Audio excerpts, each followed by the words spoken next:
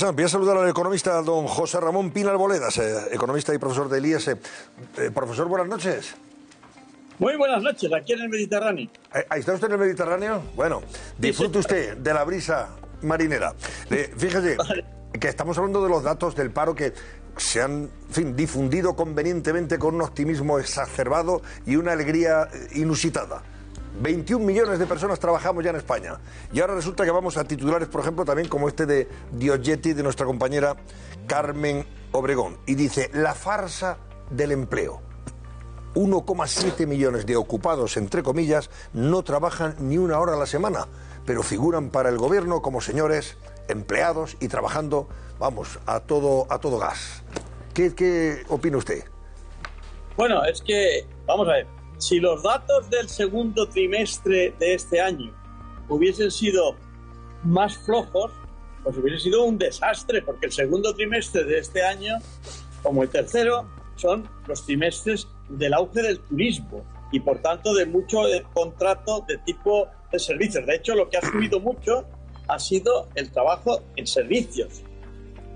Y es verdad que con este sistema de los fijos discontinuos, resulta que hay mucha gente que en realidad no está trabajando, pero figura como empleado, porque está en lo que se llama en el momento de no uso o de inhabilitación para trabajar, porque la empresa no le quiere en su empresa y está, digamos, descansando, pero ese figura como empleado, con lo cual yo creo que la cifra del 11,5-12% de desempleados que figura, pues es mucho más alta, pero eso tiene sus connotaciones también, por otra parte, porque en términos reales no es lo que están trabajando en horas, porque mucha gente está trabajando muchas menos horas de las que debería de trabajar, y por tanto, ¡buah! Ahora bien, ¿qué está pasando? Que como los salarios no están, digamos, llegando al nivel de la inflación, en realidad el trabajo, además de que no existen muchas horas de trabajo para muchos trabajadores, está bajando de coste. Es decir, en términos reales, los españoles asalariados están recibiendo menos renta en términos reales que la que recibían antes. ¿Por qué? Porque antes los precios eran mucho más bajos y ahora son mucho más altos.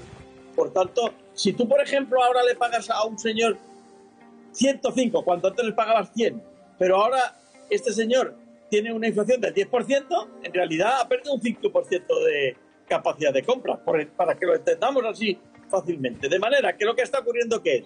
Que está habiendo más trabajo, pero por otra parte, con salarios más bajos. Con lo cual, ¿qué ocurre? Que las empresas, como la inflación está haciendo subir los productos, resulta que están ganando más dinero.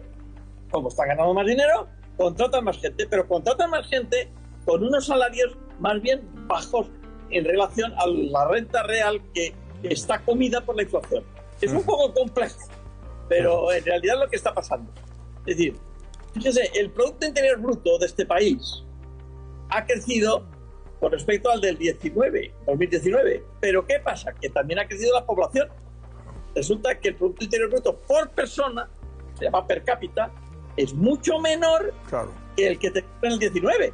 Sí. Por ejemplo, la distancia entre ese Producto Interior Bruto con la media de Europa en el año 19 era del 8%, ahora es del 16%. Somos el doble de pobres en relación a Europa que éramos en el 19. O sea, como pasa siempre hay que ver los números en su totalidad. Pues claro, por eso, profesor... Claro, profesor, por un lado, desde el punto de vista de lo que es la estadística de parados y ocupados, hay un desfase bastante notable entre el ocupado a tiempo completo y luego los ocupados a tiempo tan parcial como que pueden trabajar una hora, pero para el gobierno son empleados y forman parte de esos 21 millones de señores que ya no están en el paro en nuestro país y que están trabajando. Eso por un lado. Eso es como hacerse... La estadística hace trampas, en definitiva. Es como hacerse trampas en el solitario. Es decir, usted no puede comparar a un señor que trabaja 8 horas al día con aquel que trabaja 1 hora o 2 o 3 a la semana, pero ya todos están ahí metidos como trabajadores a tiempo completo, 21 millones de empleados. ¿Eso es tramposo o no? Sí, habría que hacer una reformulación de la estadística de la EPA y también de los registros en el SEPE, que es el Servicio de Empleo Español. De manera que una de las cosas que tendría que hacerse un gobierno de futuro es, vamos a aclararnos, y que cuando damos unas cifras, que todo el mundo está de acuerdo en lo que significa. Pero así no hay quien se aclare mucho.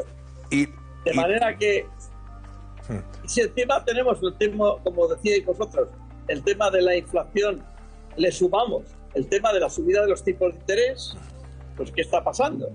Pues que otra de las estadísticas de las que no se habla es de la bajada del número de hipotecas que ha habido en el primer cuatrimestre y especialmente en el mes de mayo de este año. El mes de mayo de este año hemos hecho un 20%, un 19, tantos, un 20% menos de hipotecas que el año pasado en el mes de mayo. ¿Por qué?